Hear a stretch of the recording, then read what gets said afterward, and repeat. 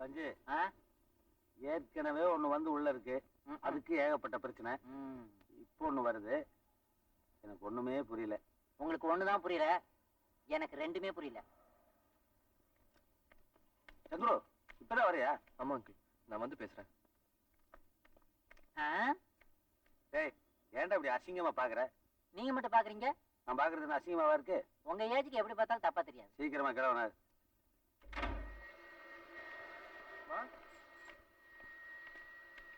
அம்மா,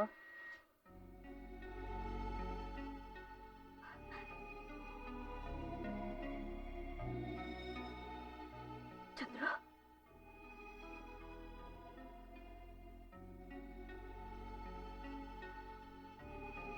என்னப்பா எங்க பிறந்த?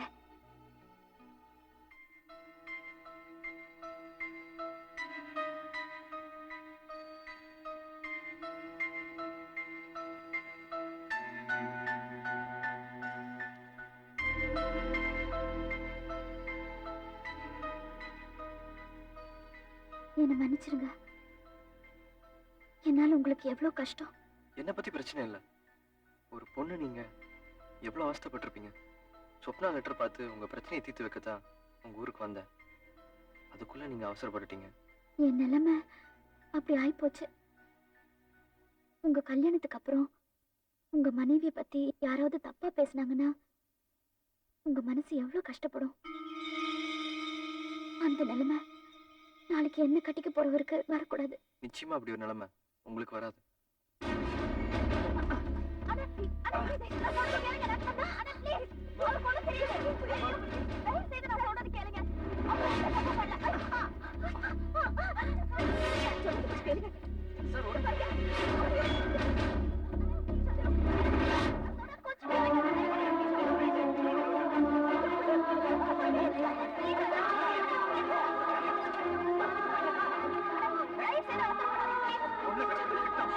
நீங்க எது பேசுறதா ஸ்டேஷன் ப்ளீஸ்.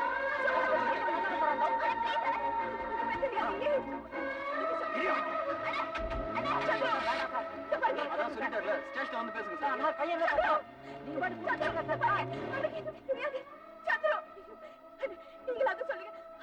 பதட்டப்படாம இருக்குமா? நீங்க பயப்படாதீங்க. இல்ல நான் பாத்துக்கிறேன்.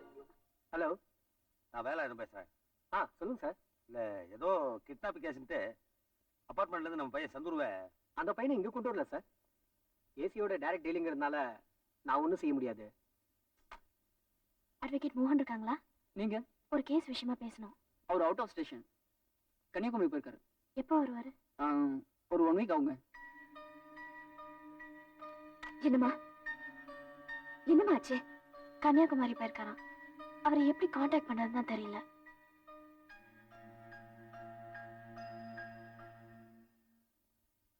சார், இந்த கேஸை எவ்வளவு சீக்கிரம் முடியுமோ அவ்வளவு சீக்கிரம் முடிச்சு கொடுத்துருங்க சார். உங்க கேஸ் விஷயமா தானே சார் என் பர்சனல் வேலையெல்லாம் விட்டுட்டு இங்க வந்திருக்கேன். Hello, sir, call from Madras. Thank you. Hello மோகன், நான் பிரகாஷ் பேசுறேன். சொல்லுங்க, என்னாச்சு? கவிதா கிடைச்சிட்டான், ரொம்ப சேஃபா இருக்கான். அப்போ அந்த கல்பிரிட் அவனை போலீஸ் அரெஸ்ட் பண்ணிட்டாங்க. ஓ, நீங்க முதல்ல எஃப்ஐஆர் ஃபைல் பண்ணுங்க, மத்தத நான் பாத்துக்கிறேன்.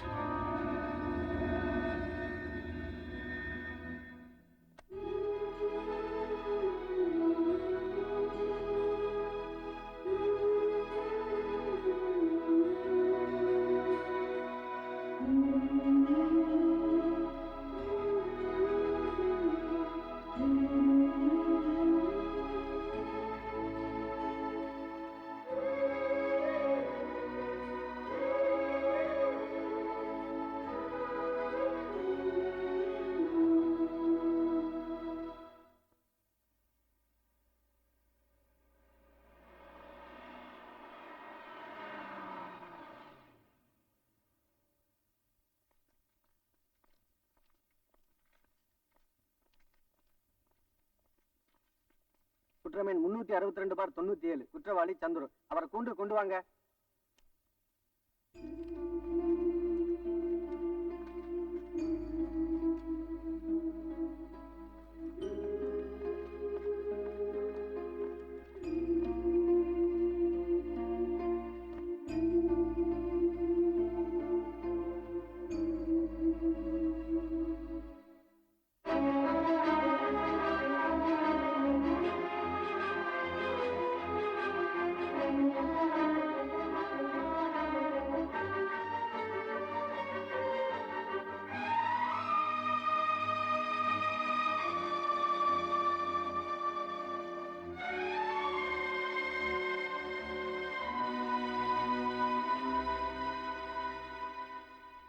மே கமெண்ட்ஸ் யுவர் ஆனர்.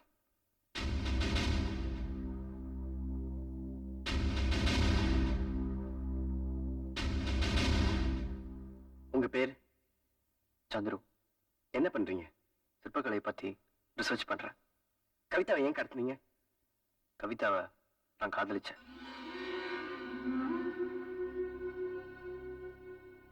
கவிதா உங்களை காதலிச்சாங்களா? இல்ல,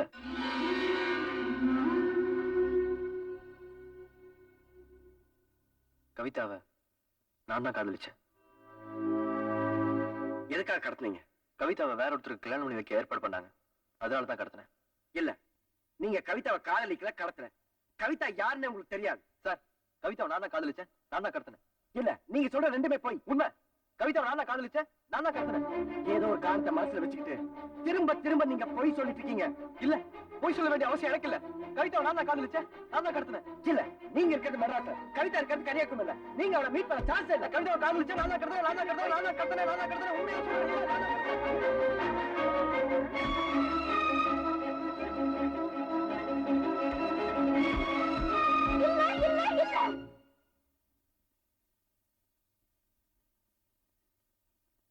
அவர் சொல்றதெல்லாம் போய் நம்பாதீங்க.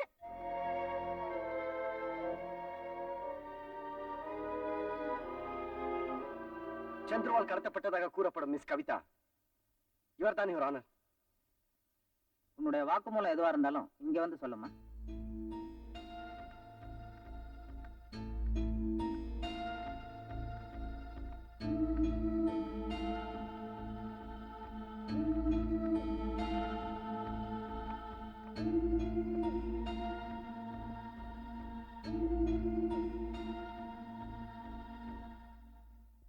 ஒரு நாள் அண்ணன் பொண்ணு மீனோட பர்த்டேக்கு கோயிலுக்கு போயிடும்.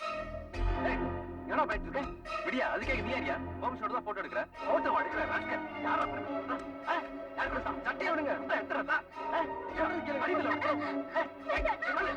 ஏன் அடிச்சாருன்னு எனக்கு தெரியல. வீட்டுக்கு வந்து அப்பாட்ட சொன்னேன். அந்த கண்டாவி அவ கட்டி கேளுங்க. என்னடா வளர்ற? நான் ஒண்ணும் வளரல, நடந்த கூத்த சொல்றேன். எவ்வளவு ஒருத்தன் போட்டோ எடுத்துட்டு இருக்கான், அவனுக்கு கண்டபடியே போஸ்ட் கொடுத்துட்டு நிக்கிறான், அதுவும் கோயில வச்சு. என் கண்ணால என் மனசு கேட்காம சொப்னாக்கு போன் பண்ணி அவரை காப்பாத்து சொன்னேன். எப்படி இருக்காரு? இப்ப பரவாயில்ல. பெயின் ஜாஸ்தியா இருக்குன்னு தூங்குறதுக்கு டாக்டர் இன்ஜெக்ஷன் போட்டிருக்காரு. பாவம், அன்னைக்கு கூட சிலையை தான் போட்டோ எடுத்தாராம். அண்ணன் உன்னதான் போட்டோ எடுத்ததா நினைச்சு போட்டோ அடிச்சிட்டாரு. அண்ணன் கிட்ட விஷயத்த சொல்லி புரிய வைப்போம், ஓகேவா? ஆமா, நான் ஹாஸ்பிட்டலுக்கு தான் போனேன். ஆனா நீங்க தான் நினைக்கிறீங்களா அது மாதிரி இல்ல. இவர் அடிச்சு போட்டுட்டு வந்தாருல ஒரு ஆளை, உயிரோட இருக்காரா செத்தாரன்னு பார்க்க போனேன். அதுக்கப்புறம் நான் என்ன செஞ்சாலும் எங்க வீட்டுல எல்லாரோட பார்வைக்கும் அது தப்பாவே பட்டுச்சு. ஏதோ தப்பு நடந்த பத்தி சொல்லு, ஒத்துக்கிறோம். அதை விட்டுட்டு திரும்ப திரும்ப லவ்ல சொல்லிட்டு எங்களையும் முட்டாளாக்கிட்டு கட்டிக்கு போற மாப்பிள்ளை முட்டாளாக்கிட்டு அவங்க ஓடி போயிடலான்னு பாக்குறியா? ஆமா, அப்படிதான் போவேனா? உங்களால என்ன செய்ய முடியும்? அவரை காதலிக்கவும் இல்ல, கடத்தவும் இல்ல. உண்மையை நிரூபிக்கிறதுக்காக நான் தான் அவரை தேடி போனேன்.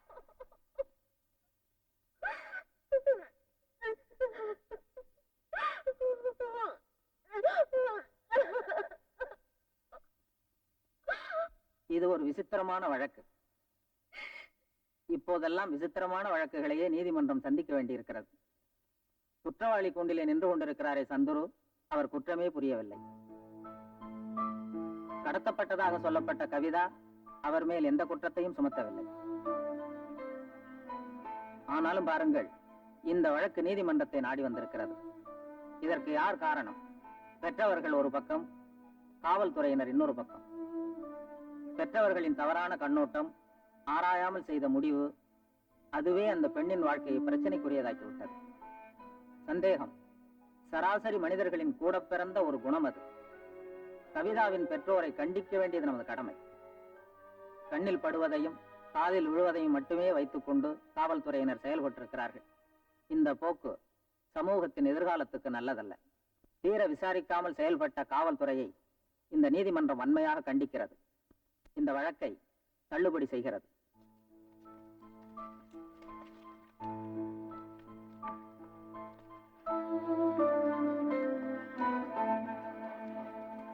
Thank you.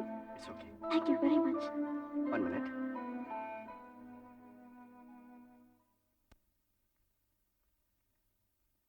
சந்துரு, என்னப்பா என்னென்னமோ பேசிட்டேன். வேற என்ன பண்றதுனே தெரியல அங்கிள்.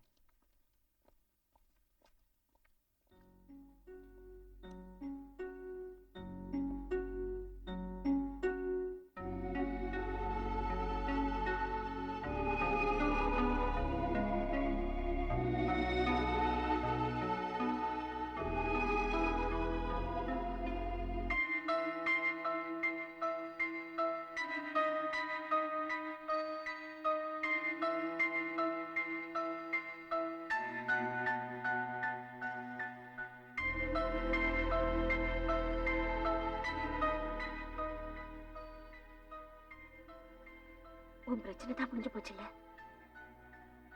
உன் நல்ல மனசுக்கு நீ எங்க இருந்தாலும் நல்லா இருப்ப.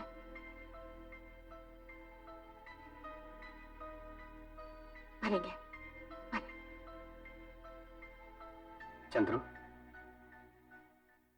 இப்ப நான் வக்கீலா பேசல, உங்க நண்பனா கேட்கிறேன். கோர்ட்ல ஏன் அப்படி சொன்னீங்க?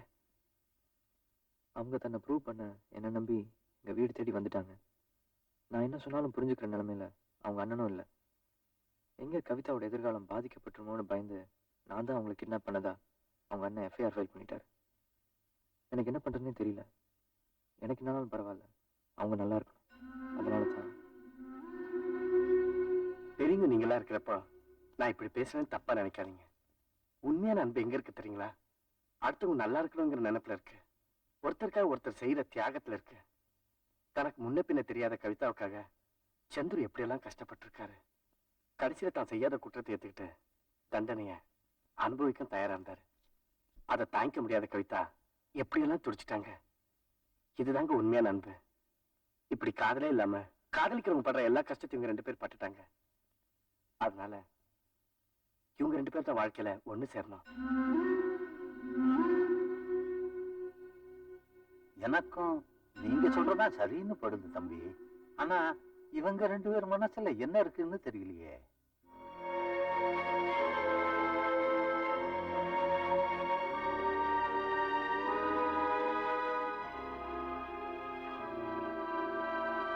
இது வாழ்க்கை பிரச்சனை. யாரையும் வற்புறுத்தி சம்மதிக்க வைக்க கூடாது.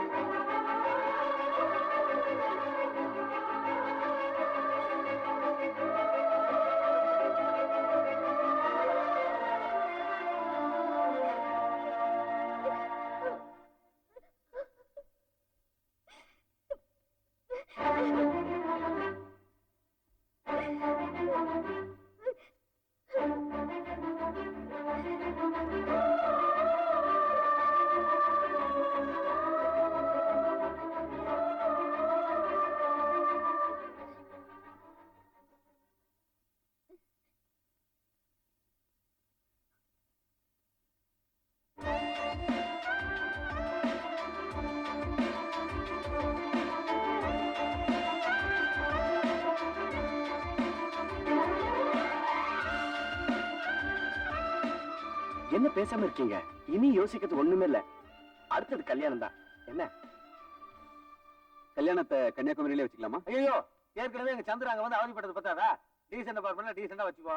வர 15ஆம் தேதி கல்யாணம். வக்கீல அதுக்குள்ள ஒரு நல்ல பொண்ணா பார்த்து செலக்ட் பண்ணு. எனக்கா? அட நீ எத்தனை நாளைக்கு தனியா சுத்திட்டு இருப்ப? என்ன மாதிரி